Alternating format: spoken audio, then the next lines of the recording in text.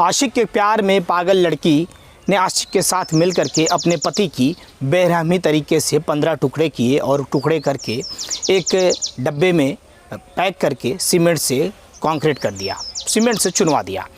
ये कहानी जैसे ही सोशल मीडिया पे अखबारों के माध्यम से बाहर आती है, सभी की निगाहें पूरी तरीके से बन जाती है कि कैसे कोई लड़की इतनी हैवानियत का वो खेल खेलेगी, वो भी अपने पति के साथ, जिसके साथ में उसने जन्मों जन्मों तक साथ रहने का वादा किया है, कस्में खाई हैं।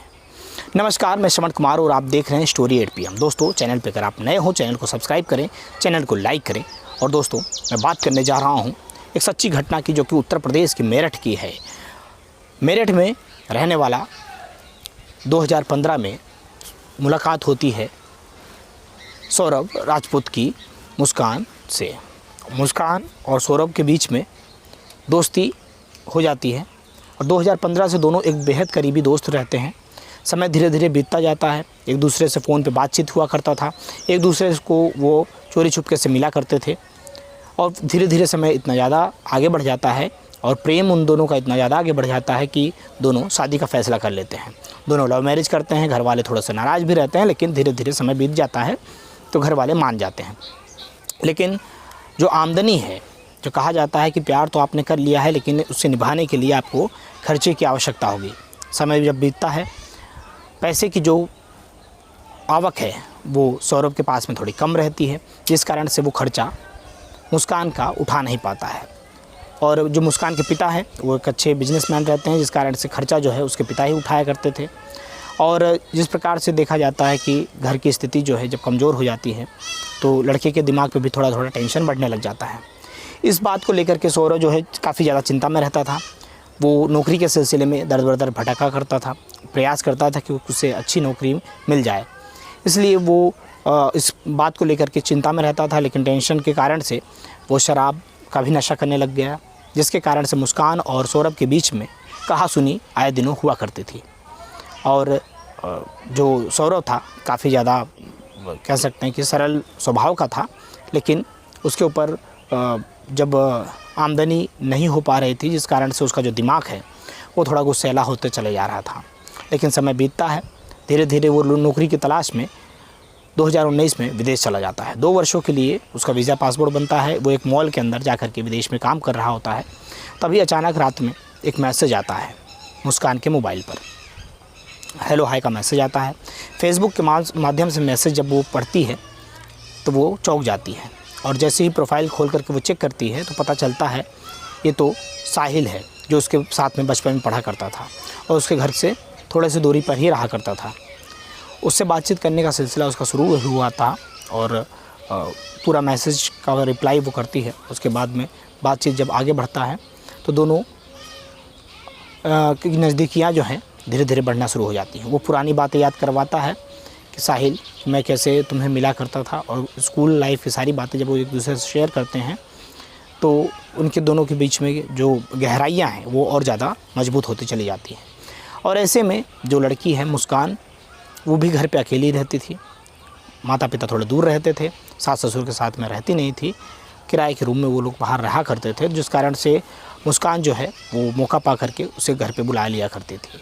साहिल घर पे आता था, उसके साथ में शारीरिक संबंध भी बनाता था।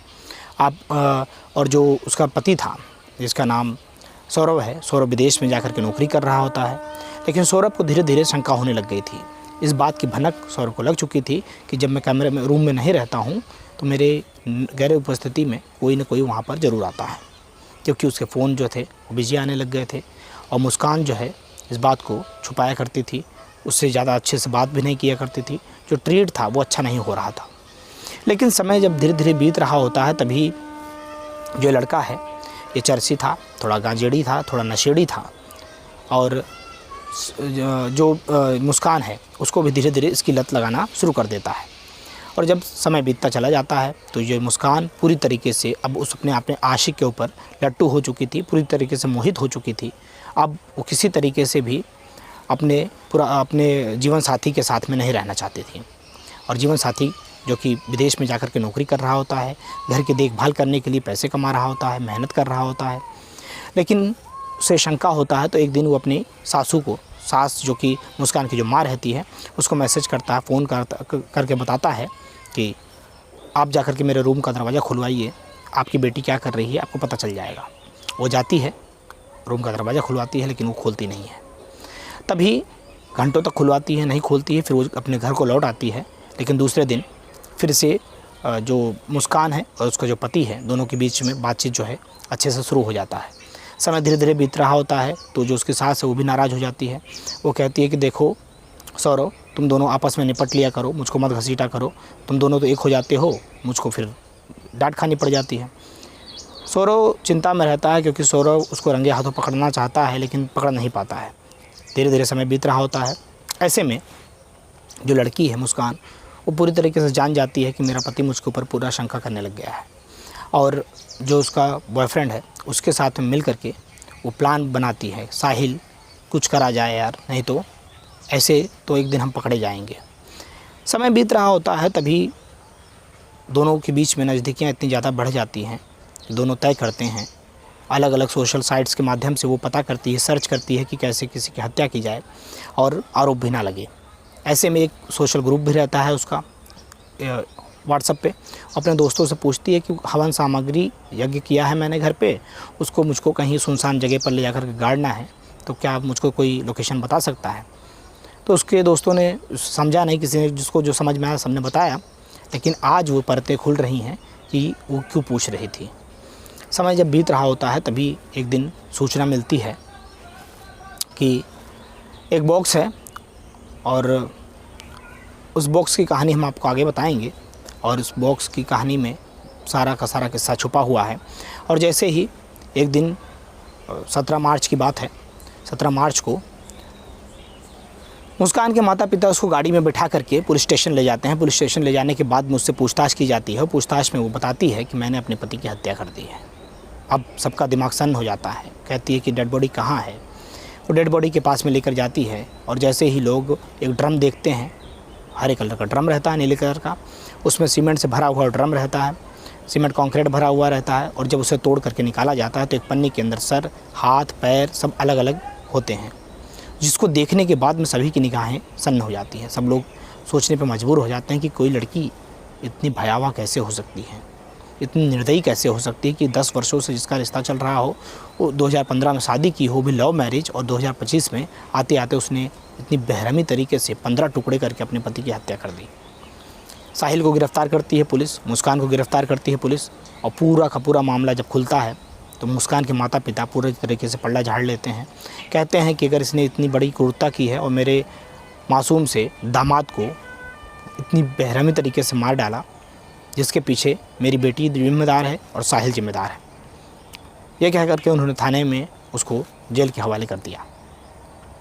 दोस्तों, ये कहानी सुनाने का उद्देश्य हमारा किसी व्यक्ति विशेष को ठेस पहुंचाना मकसद नहीं है, अपितु आपको जागरूक करना है कि किस प्रकार से एक लड़की हत्या करने के बाद में अपने आशिक के साथ में रंगरलियाँ मनाने के लिए वादियों में घूमने चली जाती हैं, हिमालय की वादियों में घूमने चली जाती हैं, और यहाँ पर शव को ठिकाने लगा करके वो सोच रही होती है कि पूरी तरीके से मैं आज़ाद हूँ, पूरी तरीके से कोई भी मुझको पकड़ नहीं सकता है। लेकिन जैसे जैसे दिन बीतता जाता है, उसके जो माता पिता हैं वो बार बार अपने दामाद से बात करने का प्रयास करते हैं, लेकिन जब बात नहीं हो पाती है तो उन्हें शंका होती है, और शंका होने के बाद में वो अपने लड़की से पूछते हैं कि क्या बात है। तो वो कहती है कि मेरे सास ससुर ने मेरे पति की हत्या कर दी है। इस बात को जब जैसे उसके माता पिता सुनते हैं तो डर जाते हैं, कहते हैं कि ऐसा कैसे हो सकता है, कोई अपने बच्चे को कैसे मार सकता है।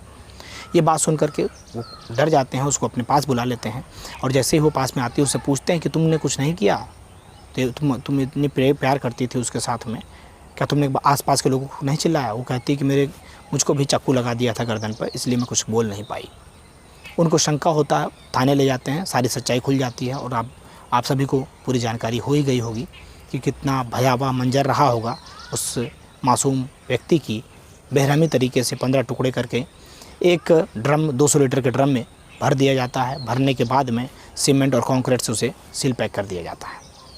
ये मंजर सुनने के बाद में हर एक व्यक्ति की आत्मा जो है करहा उठती है, और प्रेमी प्रेमिका की प्रेम पर सवाल उठने लग जाते हैं। दोस्तों, ये कहानी सुनाने का उद्देश्य हमारा किसी व्यक्ति विशेष को ठेस पहुंचाना मकसद नहीं है, अभी तो आपको जागरूक करना है, ताकि आप जागरूक रहें, सजग रहें, और अपने जीवन में अगर इस प्रकार की चीज़ें आपके साथ घटित हो रही है तो सावधान रहें। चैनल पर अगर आप नए हो, चैनल को लाइक करिएगा, वीडियो को लाइक करिएगा और चैनल को सब्सक्राइब करिएगा। और वीडियो कैसा लगा अपनी प्रतिक्रिया जरूर दीजिएगा, इसमें गलती किसकी है ये भी बताइएगा। मिलते हैं फिर किसी नेक्स्ट वीडियो में। जय हिंद, जय भारत।